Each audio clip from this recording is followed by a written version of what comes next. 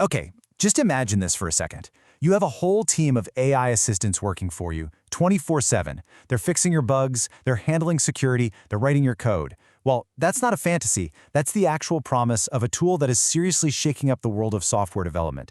It's called Cursor, and today we're going to dive deep into what makes it so revolutionary and so controversial.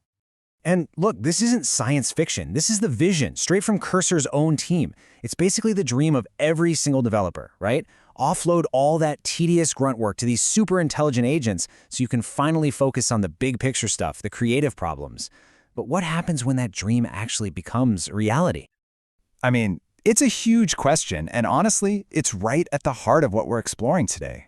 This technology is so powerful that it forces us to rethink everything, absolutely everything, about what it even means to be a developer in the first place.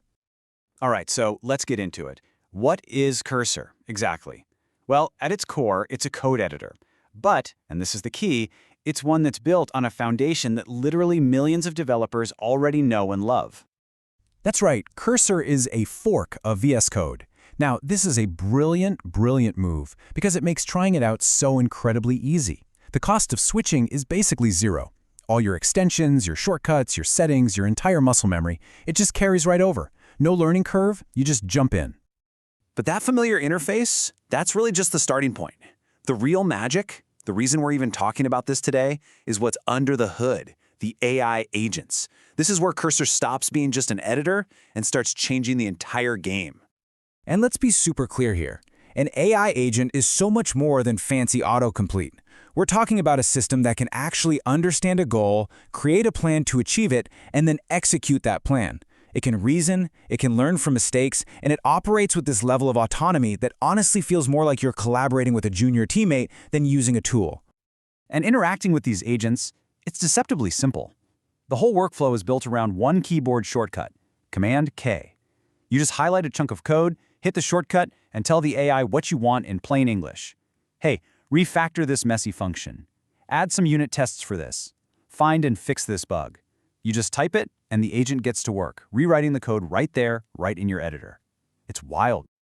But here's where it gets really crazy. The power of these agents goes way beyond the editor itself. Take their integration with the project management tool Linear. A developer can literally just assign a bug ticket to @Cursor. The agent then wakes up, reads the entire ticket, understands the context from the comments, dives into the codebase, writes the fix, and drafts a complete pull request. The human engineer might just need to review and approve it, sometimes without ever writing a single line of code themselves. See, this isn't just a gimmick. It's a fundamental change in how we work. You can kick off these agents from almost anywhere. You could send a Slack message from your phone, use a web dashboard, or even have them run automatically as part of your deployment process. It's all about bringing that AI power to you, wherever you happen to be working. It all sounds pretty incredible, right? I mean, a massive leap in productivity. But what if that power was suddenly pulled back? What if the tool that was designed to write code for you just stopped? So things were moving at lightning speed. And then, according to an analysis by publication called PW Skills, Cursor made a really dramatic, and for a lot of people, a pretty shocking change in its philosophy. This is where our story takes a very sharp turn. The report alleged something pretty stunning, that Cursor had intentionally turned off its automatic code writing features. As you can see in this comparison, while competitors like GitHub Copilot were still pumping out code on command, this analysis claimed Cursor had pivoted. Instead of doing the work for you, it would now focus on explaining concepts and guiding you. And the analysis from PW Skills suggested a pretty profound reason for this alleged change. The fear was that developers were becoming way too dependent on AI, maybe even losing their core problem-solving skills. So the goal, according to this interpretation, was to turn Cursor from a tool of pure automation into a tool of augmentation, to make it more like a teaching assistant, not a replacement coder. Well, as you can probably imagine, this reported shift kicked off a massive debate in the developer community. It really gets to the heart of the purpose of AI in a creative field like programming.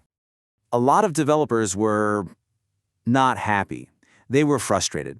They saw tools like Cursor as productivity boosters, things designed to handle the boring, repetitive stuff so they could focus on the hard problems. To them, this reported change just felt like a huge step backward, like someone putting an arbitrary limit on a powerful tool. But of course, other people saw it completely differently. They argued that this was actually a really brave and necessary move. From their point of view, real skill comes from understanding the why behind the code, not just hitting a button to generate it. This shift was seen as a push for deeper learning, which leads to better, more robust software in the long run. And this really brings us to the core of the whole thing. It forces every single one of us to ask ourselves, what is the true purpose of these unbelievably powerful new tools?